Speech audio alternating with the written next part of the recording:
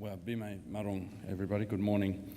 Let me begin by firstly acknowledging the Wurundjeri people whose land we're on. Thank Annie Dai for her welcome. A great honour to be here and to follow. I muck around call her Dame Leilani, but Leilani been due to PSM in the latest round of honours.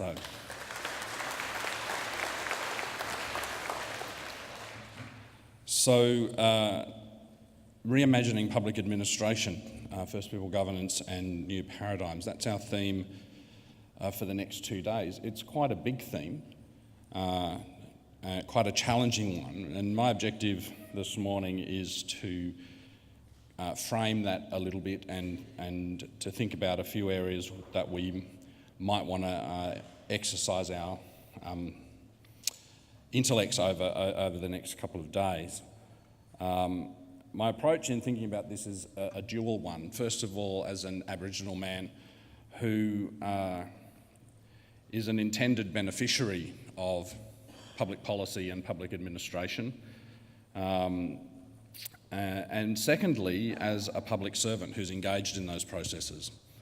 And they, I think, give me and many of us a unique perspective on our profession and the tasks that we're involved in.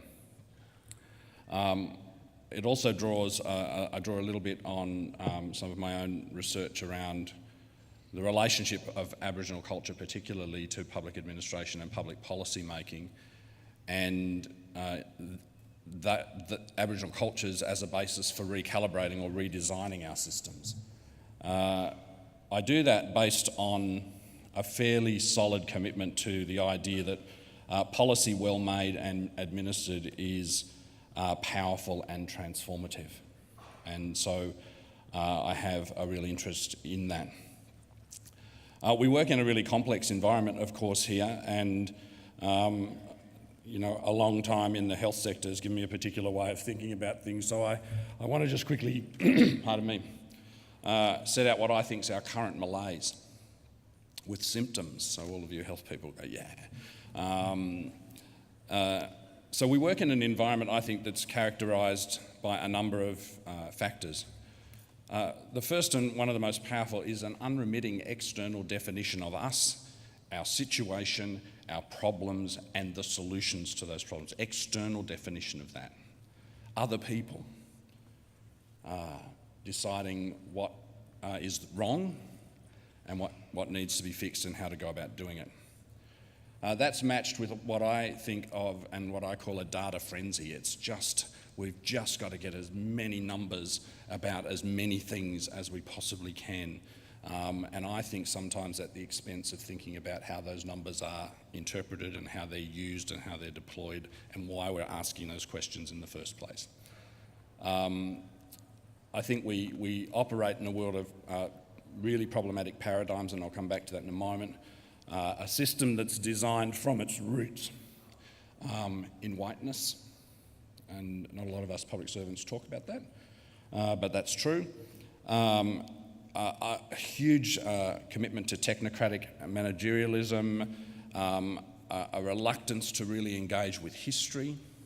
How many of you have been in a room talking about a problem and you'll hear words that sound something like, look, let's not go over how we got here, let's just deal with the situation at hand, as though the situation at hand bears no relationship to how we got there.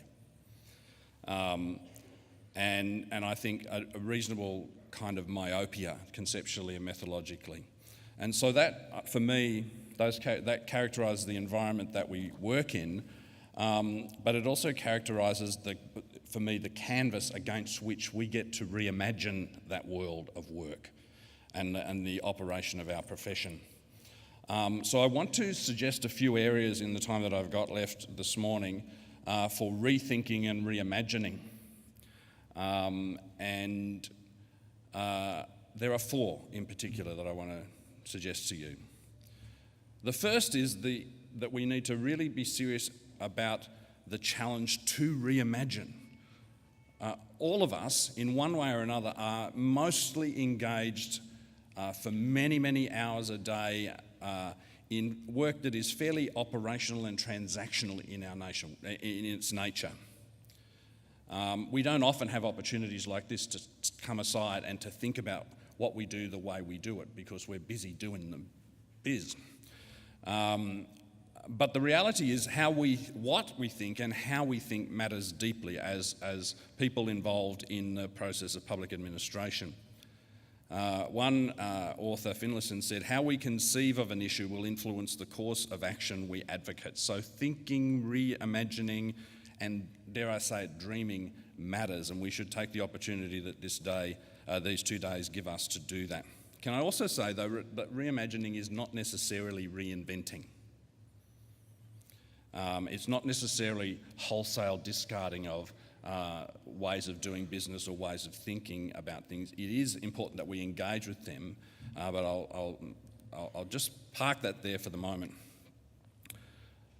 The second area, so first of all, area number one is let's actually reimagine. Let's take the time to think deeply and think perhaps differently. If we're going to reimagine public administration, it requires that we reimagine the narrative, because none of us perform our role in a vacuum. We all operate in an arrangement of systems and structures and discourses and relationships and networks. And we operate in an environment that really is created discursively. People talk about things. And I think that one of the things we should seriously engage with is thinking about how the narrative, the dominant narrative that drives the way we approach particularly Indigenous affairs in this country, which is all I can really speak about, needs to be reinvented and rethought about. There are dominant narratives that govern our space, and guess what? They're mostly not narratives that we as Indigenous people have constructed. They're not our stories about us.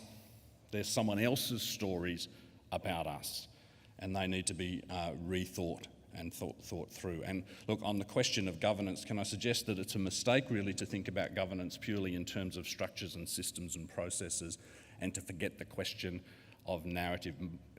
The real power in governance and shaping the world is, I think, in narrative. There's a saying that's attributed variously to the Hopi Indians or Plato. Let's go with the Hopi, shall we?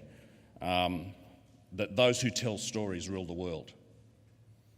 And we know that. You only have to look back to 2007 in this country and understand the power of storytelling and its ability to shape the way that we as government people go about our business. So, reimagining the narrative. The third area I want to suggest to you that we need to reimagine is that we need to reimagine the task that we're engaged in. We've been through several broad approaches to the issue of public administration. There's the old school, classical public administration. That's what I watch when I am depressed and go home and binge watch Yes Minister and Yes Prime Minister. I even managed to get a quote written into one of the AIATSIS documents. I'll let you guess which one it is. No one knows, that's a secret. And then in the last quarter of the 20th century, there was a really strong managerial turn in our work, and then that needed correcting, and so we had this idea of new governance. So if management is about an emphasis on authority, power and control, then we kind of thought, well, that's probably a bit overcooked, so we need to organise. It's about how we organise the various moving parts, how we coordinate stuff. In our space, if you want a fairly classic example of the governance stream, have a look at Beyond Humbug by Mike Dillon and Neil Westbury, the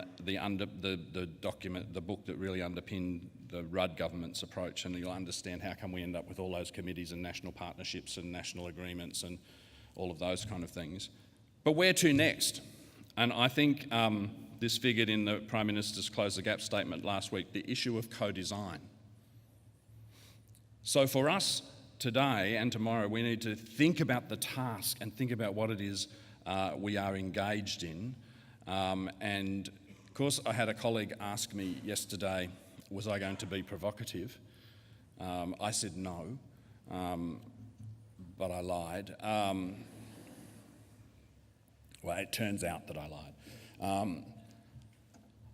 I think that part of our reimagining will require us looking back at the pre-managerial public sector, not trying to recapture and replicate it, but take from there some of the things that we sacrificed in our drive to be objective-driven and managerial and in control and in charge. And we need to bring some of that into the contemporary world. I'm a public servant by choice. I love the work that we do. I think the work that we do is good and it's honourable. I think we need to draw from the best to make up for some of the deficits that I think those managerial reforms created. And can I also suggest to you, this reimagining will require us to stop looking at the private sector for models of organisational and operational life. We have in this country just had a Royal Commission that, if we learn anything from it, tells us that in some parts of the corporate sector there is not much we want to replicate. There, my provocation is done. It will also require us to understand that the work that we're involved in our systems are deeply and profoundly cultural in origin, and start to use our cultures as a basis for recalibrating. My 10 minutes is gone. And the fourth and final thing is it will require us to reimagine ourselves. How we understand ourselves and our identity matters deeply. I have a particular bent in relation to this, and I think we need to probably stop watching West Wing and using that as a model for how you operate, how you be a player. And less Washington, more Westminster. For me, less West Wing, more Sir Humphrey. And pay attention to our perspective, our processes, the products that we produce, and actually being present and engaged, particularly the Indigenous public sector employees and participants. Be engaged and don't sit on the margins. I'm done. Thank you.